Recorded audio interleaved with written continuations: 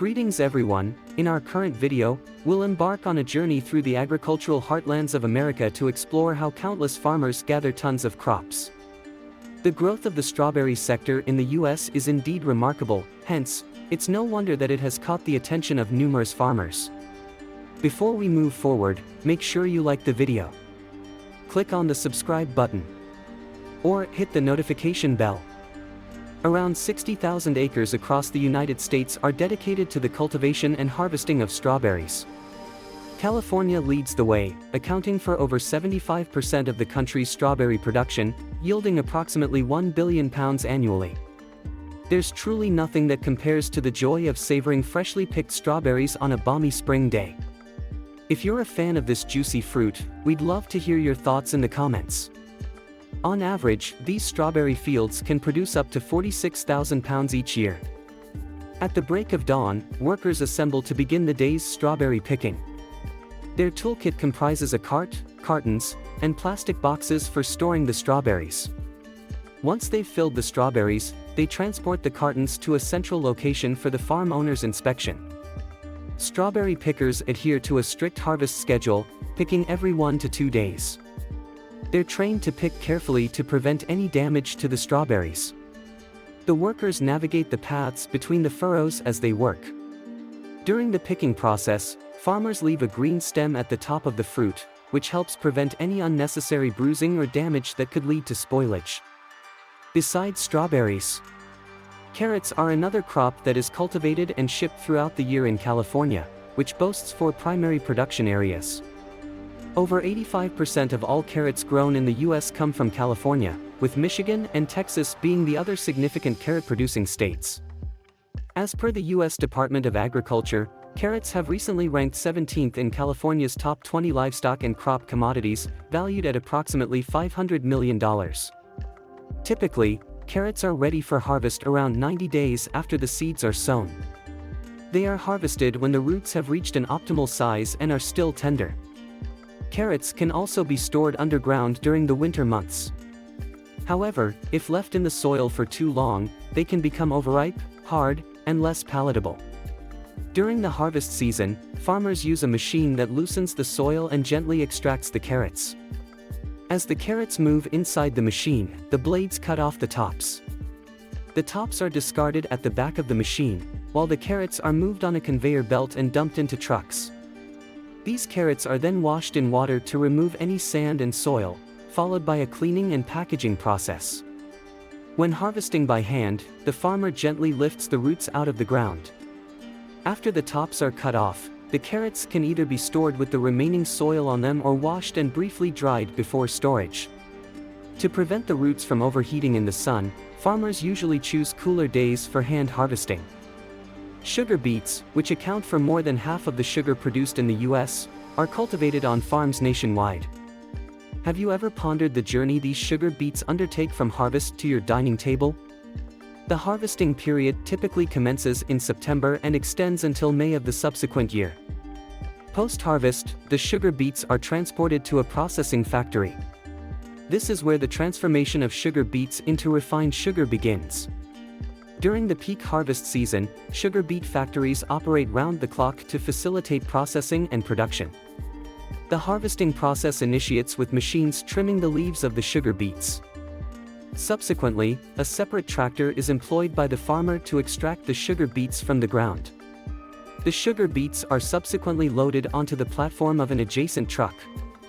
This harmonious operation is considered the ideal pairing in the fields during the harvest season. Once harvested, the pile of beets is continuously monitored to ensure it remains cool and stable. Prior to processing, some beets may sit in a pile for nearly 5 hours, while others may remain for close to 5 months. Hence, it's crucial that the temperatures don't fluctuate too drastically during the winter, as this could lead to the beets spoiling. Asparagus is typically planted in May, allowing it ample time to mature before winter sets in. Whether cultivated from a stem or transplanted, asparagus is grown by farmers in beds that are approximately 8 inches deep. The harvest season for asparagus usually commences in early May, although it can start as early as April depending on the weather conditions. The asparagus harvest lasts for a period of 6 to 8 weeks, during which farmers must harvest daily. Before starting their work, they ensure their tools are in good condition and properly sharpened. The harvesting machine operates continuously, requiring the workers to be both agile and precise.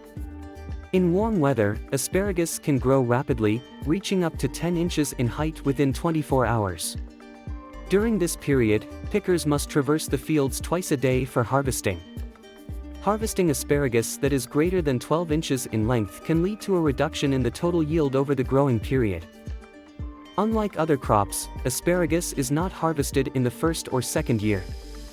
Our next stop is the almond fields. Almonds, being warm weather trees, thrive best in regions with long, hot, dry, and sunny summers.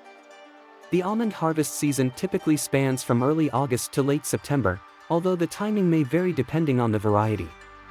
The first signs of readiness for harvest are the cracks that appear in the seeds at the top of the tree, gradually spreading downwards.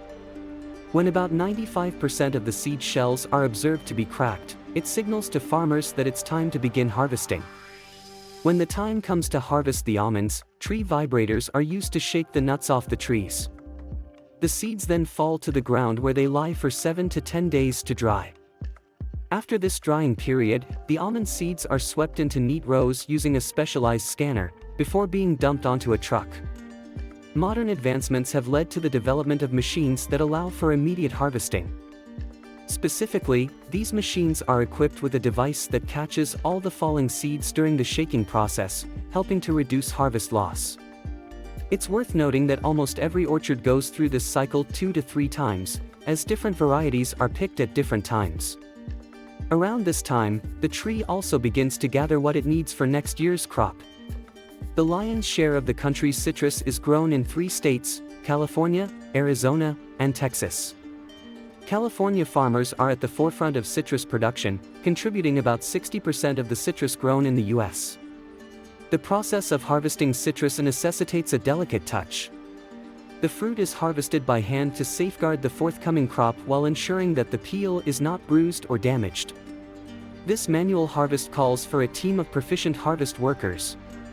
These workers methodically work on one tree at a time, picking each ripe fruit before proceeding to the next tree. On average, it takes approximately 1 to 2 hours to harvest an entire box of citrus. Once the bins are brimming with freshly harvested citrus, they are promptly loaded onto trucks and transported to the production facility. Our journey concludes today in the sweet corn fields. Sweet corn, an annual crop, ripens faster in warmer air, typically maturing about 15 to 23 days after the silk is trimmed, or even sooner if temperatures are particularly high. When the corn silk turns brown, indicating that the kernels are plump and milky white, it's a sign that they're ready for harvest. In some states, the majority of sweet corn is harvested by hand. Hey, if you enjoyed this video, make sure you like the video. Click on the subscribe button. Or hit the notification bell. Or leave me a comment down below.